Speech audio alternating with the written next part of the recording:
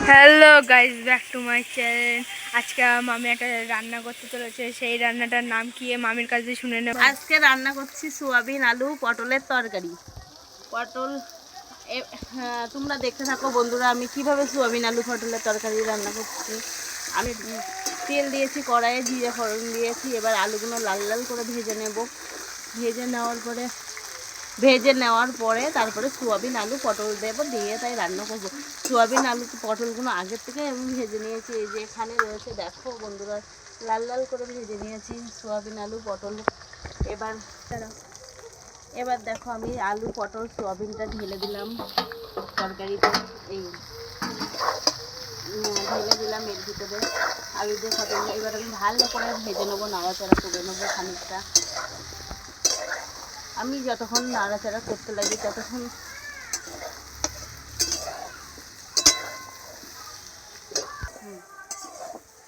আমি ভালো করে এবার নাড়াচাড়া করে নেব সুন্দর করে, লাল লাল করে।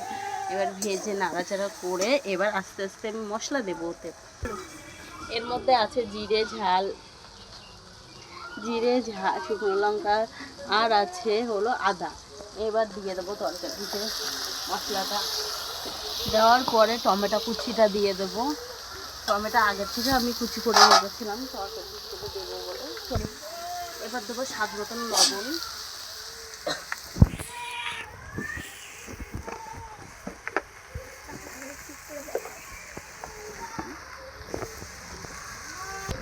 তারপরে দেবো আমি স্বাদ মতন হলুদ, স্বাদ মতন না, কালার ইয়ে করে আমার মতন আমি হলুদ দিচ্ছি। তোমরা চাইলে তোমাদের মনের মতন করে দিতে পারো। এবার আমি এটা ভালো করে নাড়াচাড়া করে ভালো করে কষিয়ে নেবো। নেওয়ার পরে সুন্দর করে কষিয়ে নেবো। তুমি দেখতে থাকো বলবো আমি কীভাবে এটা কষিয়ে নিই। কষানোর সময় সামান্য পরিমাণে আমি একটু জল দিয়ে নিলাম, যাতে ভালো করে আলু সোয়াবিন পটলটা যেন কষাতে পারি। এবার আমি তারপরে বন্ধুরা, আমি সবচাইতে এটা হলো ইয়ের জিনিস যে আমি আজকে রান্না করছি আঁচের উনুনে। আমি আজকে রান্না করছি। তোমরা দেখো আমি আঁচের উনুনে কীভাবে রান্না করতে করি আজটা একটু দেখে নাও। এই দেখো আমি এইভাবে আঁচের উনুনে রান্না করি। রান্নার কালারটা দেখো বন্ধুরা, কি দারুণ এসছে না?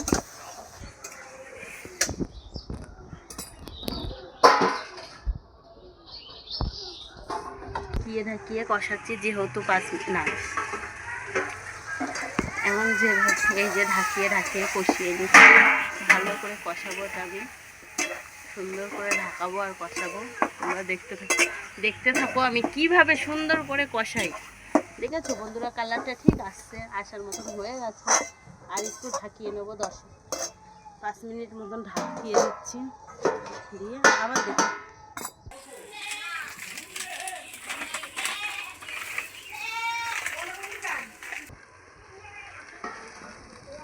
দেখো আমি আবার তুলে আবার বসাবো।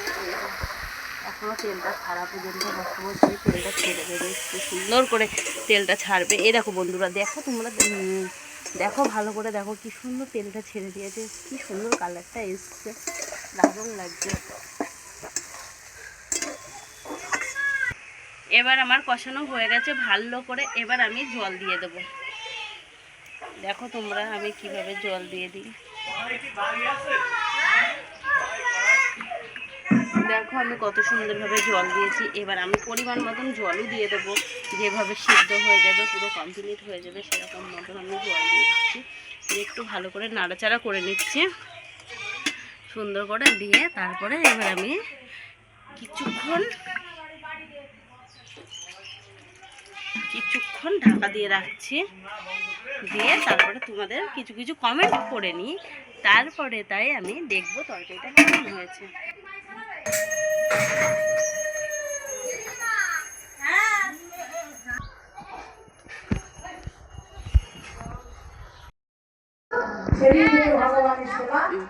এই দেখো তরকারি ফুটে এবার বেশ নামানোর মুখে চলে এসছে। এবার আমি দেখে নেবো তরকারিতে আলু সয়াবিন গলেছে কিনা। এখনো গলিনি বন্ধুরা, মনে হচ্ছে আরো 10 মিনিট ফুটবে। ঠিক আছে, ফুটতে থাকুক, আমি একটু ঢাকা দিয়ে রাখি, তারপরে তাই আবার নামাবো। তোমরা দেখতে থাকো এবার। ঠিক আছে, আমি ঢাকা দিয়ে ধুচ্ছি, আবার পরে চালু করছি। আমি তোর বাবা, কিন্তু ছেলের প্রশ্নের উত্তর তো এটা নয়, মা কোথায়? প্রতিদিন একই প্রশ্ন, একদিন তিনি আর সহ্য করতে পারছে না, গঙ্গা স্নানে গেছে। রান্না জল দিয়ে তরকারিতে, তোমরা তো দেখতেই পারলে তরকারিটা পুরো। এবার আমি তরকারিটা দেখো, কালারটা কত সুন্দর এসেছে। এবার আমি তরকারিটা নামিয়ে নিচ্ছি। তরকারিটার কালারটা কত সুন্দর এসছে। আপনারা বাড়িতে আপনারা চাইলে বাড়িতেও ট্রাই করতে পারেন।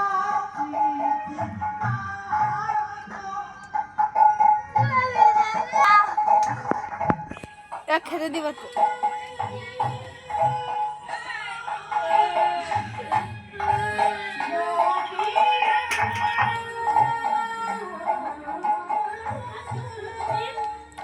হ্যাঁ,